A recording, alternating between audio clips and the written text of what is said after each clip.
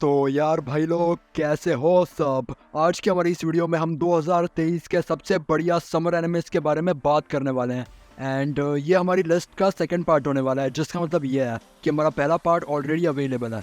हमारी इस लिस्ट का हर एक एनिमे कुछ ऐसे क्राइटेरियाज के थ्रू पिक किया गया है कि ये उस एनिमे को मस्ट वॉच बनाता है हर एक डेडिकेटेड एनिमे फैन के लिए।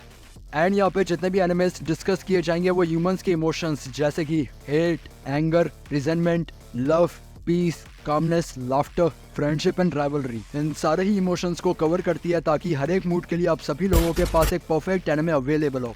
क्योंकि हम सारे लोग जानते हैं that an anime is more than it's animations and it's story. An anime is like a box of chocolates या फिर गोलगप्पे, जिसमें से आप अपना फेवरेट इमोशन पिक कर सकते हैं according to your need and you can feel more alive.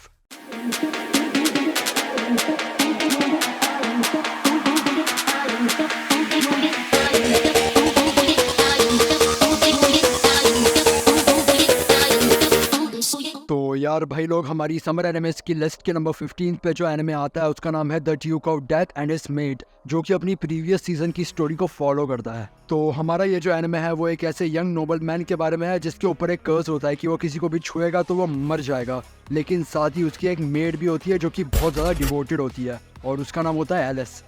वैसे तो बीइंग एन अकर्सेड पर्सन, जो कि हमारे एनिमे का प्रोटैगनिस्ट है, इस एनिमे के जॉनरास को डार्क होना चाहिए था, बट टू माय सरप्राइज जो इस एनिमे के जॉनरास है वो डार्क होने के बजाय कॉमेडी एंड फैंटेसी है, जो कि एक काफ़ी यूनिक बात और इस एनिमे को स्टैंड आउट करवाती है। एंड क्योंकि ये एक रोमांटिक एनिमे भी है तो जो हमारा एनिमे है वो हमें ड्यूक और एलिस की रिलेशनशिप को काफ़ी यूनिक वे में परसीव करने का मौका देता है।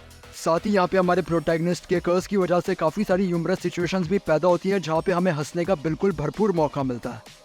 इसके साथ ही साथ हमारे एनिमे में हमारे कैरेक्टर्स का मेन गोल बताया गया है ड्यूक के कर्स को ब्रेक करना, लेकिन जैसे जैसे वो अपनी जर्नी में आगे बढ़ते हैं तो वो काफ़ी सारी और चीज़ों को एक्सपीरियंस करते हैं, जैसे कि true power of love and acceptance, और इसके साथ ही जो उनका बॉन्ड है वो और स्ट्रॉन्ग होता जाता है।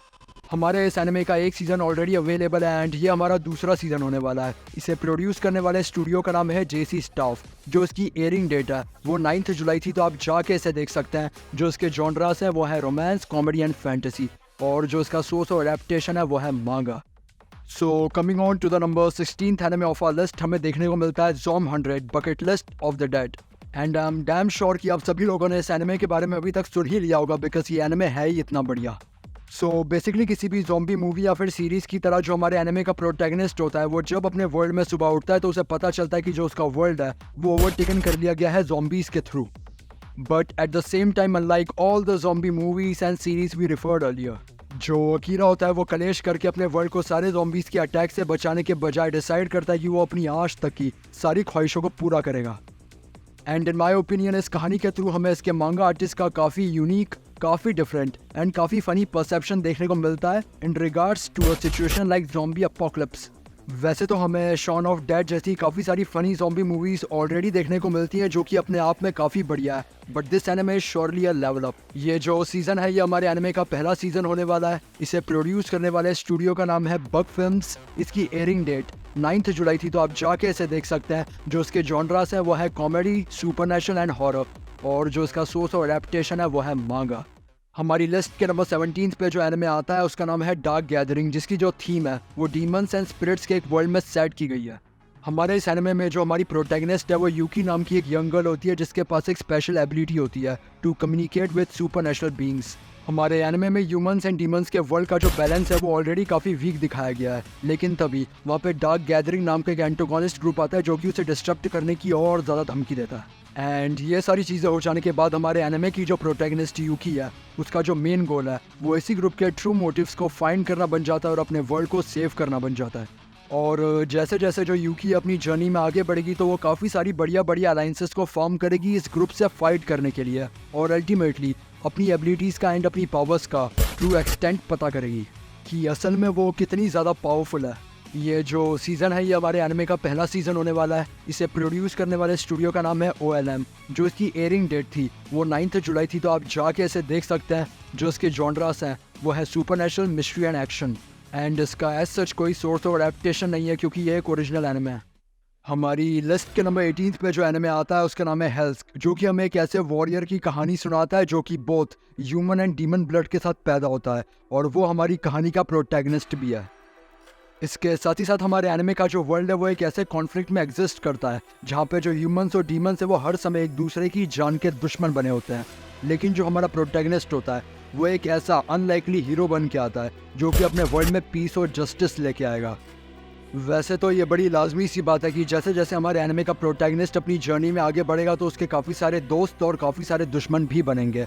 बट इन माय ओपिनियन जैसे जैसे हल्क अपने सफ़र में आगे बढ़ता है तो जो उसकी ट्रू पावर्स है वो तो उसके सामने आती ही जाती हैं, लेकिन सफ़र में जब जब उसकी पर्सनैलिटी मोल्ड होती है, वो जो ह्यूमन बनता है, तो उसके बाद जो उसके आसपास का वर्ल्ड है वो भी उसी तरह मोल्ड होने लगता है क्योंकि वो इतना पावरफुल है और वो आगे जाके अपने वर्ल्ड के फेट को डिसाइड करेगा। सो ये हमारे एनिमे का पहला सीज़न होने वाला है एंड इसे प्रोड्यूस करने वाले स्टूडियो का नाम है सेटेलाइट। जो उसकी एयरिंग डेट थी वो 11 जुलाई थी, तो आप जाके इसे देख सकते हैं। जो इसके जॉनरास हैं वो है एक्शन, एडवेंचर एंड फैंटेसी, और जो इसका सोर्स ऑफ एडेप्टेशन है वो है वेब मांगा। हमारी लिस्ट के नंबर 19 पे जो एनिमे आता है उसका नाम है बोंगो स्ट्रे डॉग्स, और इसके ये जो इतने सारे सीजन्स हैं ये इस बात का सबूत है कि ये कितना बढ़िया एनिमे है। दरअसल हमारे एनिमे का जो ये सीज़न है ये अपने प्रीवियस एनिमे के सीजन्स की ही स्टोरी को फॉलो करता है, जहाँ पे अगर मैं आप लोगों को ऊपर से बताऊँ तो एक आर्म्ड डिटेक्टिव एजेंसी होती है जो कि काफ़ी सारी सुपरनेचुरल मिस्ट्रीज़ को सॉल्व करने में लग जाती है। एंड इस एजेंसी में जितने भी इंडिविजुअल्स होते हैं जो कि हमारे एनिमे के प्रोटैगनिस्ट भी होते हैं वो काफ़ी यूनिक एबिलिटीज़ को पोजेस करते हैं based on famous literary figures. As they take on challenging cases, confront dangerous adversaries and dive into the darkest secrets of Yokohama. हमारी एजेंसी के जितने भी मेंबर्स हैं वो काफ़ी सारे इंटरनल एंड एक्सटर्नल कॉन्फ्लिक्ट्स को फेस करते हैं जहाँ पे उनकी loyalty, strength and resolution test होता है। यहाँ पे आई डोंट इवन थिंक कि इस एनिमे को मेरे ओपिनियन की ज़रूरत भी है, क्योंकि अगर आप इस एनिमे को देखना चालू करते हैं तो आप कब इसके 5 सीज़न देख लेंगे आपको पता भी नहीं चलेगा। ये एनिमे इतना ज़्यादा इंटरेस्टिंग है। अगर हम लोग यहाँ पे इस एनिमे की अवेलेबिलिटी ऑफ सीजन्स की बात करें तो इस एनिमे के ऑलरेडी 4 सीजन्स अवेलेबल है एंड ये 5वां सीज़न होने वाला है। इसे प्रोड्यूस करने वाले स्टूडियो का नाम है स्टूडियो बोन्स। जो इसकी एयरिंग डेट थी वो 12 जुलाई थी, तो आप जाके इसे देख सकते हैं। जो इसके जॉनरास है वो है action, mystery and supernatural, and जो इसका सोर्स और एडेप्टेशन है वो है मांगा। हमारी लिस्ट के नंबर 20 पे जो एनिमे आता है उसका नाम है Saint Cecilia and Pastor Lawrence, जो कि एक काफ़ी ज़्यादा heart warming and powerful anime है based on themes like music and faith. दरअसल यहाँ पे हमारे एनिमे का जो नेम है जैसे कि सजेस्ट करता है, यहाँ पे हमारे एनिमे के 2 कैरेक्टर्स होते हैं, जिनमें से पहली का नाम होता है सिसिलिया जो कि एक यंग टैलेंटेड म्यूजिशियन होती है। एंड यहाँ पे हमारे एनिमे का जो दूसरा कैरेक्टर होता है उसका नाम होता है लॉरेंस, जो कि एक डेडिकेटेड पेस्टर होता है चर्च में। यहाँ पे इन माय ओपिनियन इन दोनों ही कैरेक्टर्स की जो पर्सनैलिटी होती है वो खास एक जैसी नहीं होती, लेकिन उसके बावजूद क्योंकि इन दोनों का जो पैशन होता है वो एक जैसा होता है जो कि होता है म्यूज़िक, तो इन दोनों का जो बॉन्ड होता है वो वक्त के साथ बहुत ही ज़्यादा स्ट्रॉन्ग हो जाता है। यहाँ पे इन लोगों का जो शुरुआती बॉन्ड होता है वो चर्च क्वायर की वजह से चालू होता है, एंड चर्च क्वायर का मतलब होता है group of people singing together in the church. लेकिन वहाँ से ये दोनों अपने शेयर लव को डिस्कवर करते हैं म्यूज़िक के लिए और अपनी जर्नी में काफ़ी बढ़िया चीज़ें करते हैं, जैसे कि अपनी कम्युनिटी को इंस्पायर करना, अपने पर्सनल चैलेंजेस को ओवरकम करना एंड साथ में डिस्कवर करना transformative impact of harmony in both music and life. अगर हम लोग यहाँ पे हमारे एनिमे की अवेलेबिलिटी ऑफ सीजन्स की बात करें तो ये हमारे एनिमे का पहला सीज़न होने वाला है। इसे प्रोड्यूस करने वाले स्टूडियो का नाम है डोगा कोबो। जो इसकी एयरिंग डेट थी वो 12 जुलाई थी, तो आप जाके इसे देख सकते हैं। जो इसके जॉनरास हैं वो है music, drama and slice of life, और इसका कोई सोर्स ऑफ एडेप्टेशन नहीं है क्योंकि ये एक ओरिजिनल एनिमे है। तो यार भाई लोग, हमारी लिस्ट के नंबर 21 पे the devil is a part timer का न्यू सीज़न आता है, जिसकी जो रिलीज़ है वो इसके प्रीवियस सीज़न के बाद बहुत ज़्यादा एंटिसिपेट की जा रही थी, एंड ये फाइनली आ चुका है। वैसे तो हमारा ये एनिमे इतना ज़्यादा फेमस एंड बढ़िया है कि आप सभी लोग इसके बारे में जानते होंगे, बट जो लोग इसके बारे में नहीं जानते उनके लिए मैं आपको छोटा सा सिनॉप्सिस देता हूँ। असल में हमारे एनिमे की जो कहानी है वो हमें सेटन नाम के एक डीमन लॉर्ड के बारे में बताती है, और जो इसका थीम है वो मॉडर्न डे टोक्यो में सेट है। And due to some reasons जो कि आपको बाय द वे एनिमे में पता चलेंगे, जो यहाँ पे हमारा डीमन लॉर्ड है उसे पार्ट टाइम बेसिस पे एक रेस्टोरेंट में काम करना पड़ता है। यहाँ पे हमारे एनिमे में ये चीज़ काफ़ी ज़्यादा लाजमी है कि जो हमारा सेटन है उसे अगर अपनी पावर्स को कंसील करना है तो उसे ह्यूमंस की तरह एक्ट करना पड़ेगा, जो कि काफ़ी मुश्किल है क्योंकि अगर आपके पास पावर है तो वो किसी ना किसी तरह से बाहर आई जाती है अनचाहे वे में। And due to these circumstances जो हमारा एनिमे है वो हमें एक perfect blend of humour, fantasy and lovable characters को प्रेजेंट करता है। एंड इन माई ओपिनियन ये आप सभी लोगों के लिए एक डिलाइटफुल एडवेंचर होने वाला है। अगर हम लोग यहाँ पे हमारे एनिमे के सीजन्स की बात करें तो ये हमारे एनिमे का दूसरा सीज़न होने वाला है। इसे प्रोड्यूस करने वाले स्टूडियो का नाम है व्हाइट फॉक्स। जो इसकी एयरिंग डेट है वो 13 जुलाई थी, तो आप जाके इसे देख सकते हैं। जो इसके जॉनरास है वो है कॉमेडी एंड फैंटेसी, और जो इसका सोर्स ऑफ अडेप्टेशन है वो है लाइट नोवेल।